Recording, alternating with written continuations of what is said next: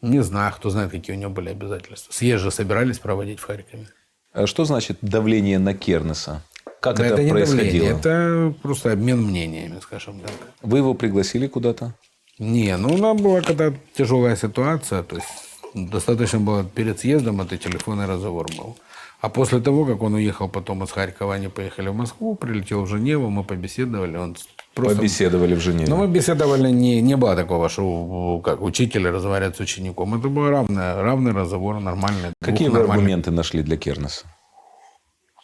Он больше, его надо было успокоить и объяснить ему, что ничего не произойдет. Ну, ты избранный народом мэр, живи себе.